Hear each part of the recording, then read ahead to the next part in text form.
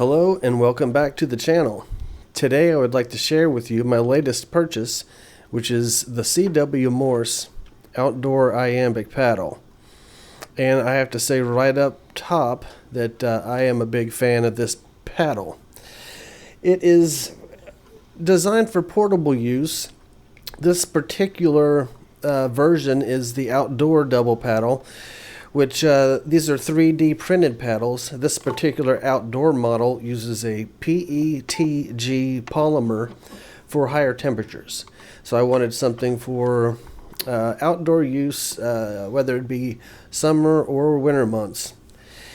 Let's see. Well, let's start with the company. The company itself is a family-owned business here in the United States. I believe they're located in East Texas, and they make these they make these paddles in-house, and they make other paddles besides this one.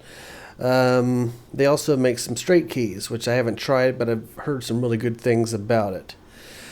Let's see. I really like this paddle for a few reasons. I like the look of it. I think it's a very cool looking paddle, and I also like the feel of it. And I like the construction and the functionality, so we'll go over a little bit of that. But looking inside this paddle, you can kind of see how everything works. It says it has double precision self-lubricated bearings, it has a nickel-plated spring, and solid brass contacts. The independent paddles ride on nylon bearings, which we can't see, but they're under there. Now there is an aluminum version of this, which the outer case is still 3D printed, but the internals are all machined anodized aluminum, which makes it for a beefier build. And also it has a couple extra nice things. It has magnets for the tension and the gap adjustments, and so that makes it nice. I have never tried one, but I assume it's going to be a smoother experience.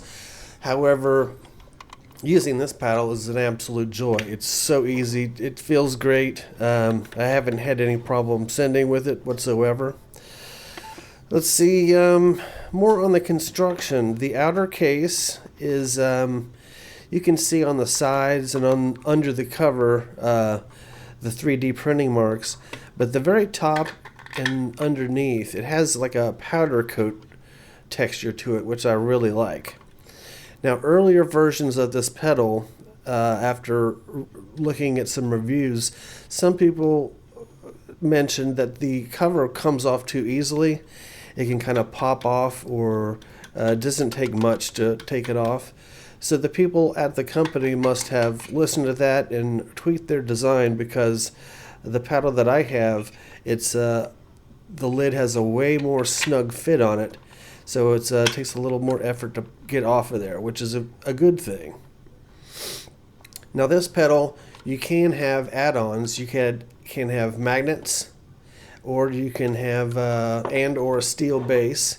I declined both of those. I just was going to use it holding it with one hand and operating it with the other, and if I wanted to use it, if it's laying on the table, I can just put pressure on my left hand to hold it down. But back to the look and feel, you notice that the paddles themselves are very large, larger than my thumb. So that makes hitting the paddle real easy. You can kind of slap it around. There are some paddles, I keep saying pedals, I mean paddles. There are some paddles that they have very tiny paddles. So these are huge. You can't miss them. And another thing that makes this particularly a good thing is if you are operating in very cold environments like winter, and you're wearing heavy gloves or big mittens, you can still operate this paddle. Another thing about this paddle, and this isn't specific to this paddle, but paddles like this that are small can be held in one hand and are enclosed. All the components inside are protected by this outer shell. Is that, let's say you can't use one of your hands and you only have one hand available for sending. Now, if I just wanted to use my left hand, I simply grab the whole body of the paddle with my left hand and send like this. And same goes if I can only use my right hand. Let's say my left hand is injured. Instead of changing a setting in the radio menu, I can simply flip the key upside down and grab the pedal and send like this. Another thing worth mentioning, and it's not specific to this paddle, but this paddle does have flat sides, 4 right angles, so I can turn it on its side and use it as a straight key. So let's say I hunt POTA, Parks on the Air, from home, as well as make an occasional straight key Century Club contact, SKCC.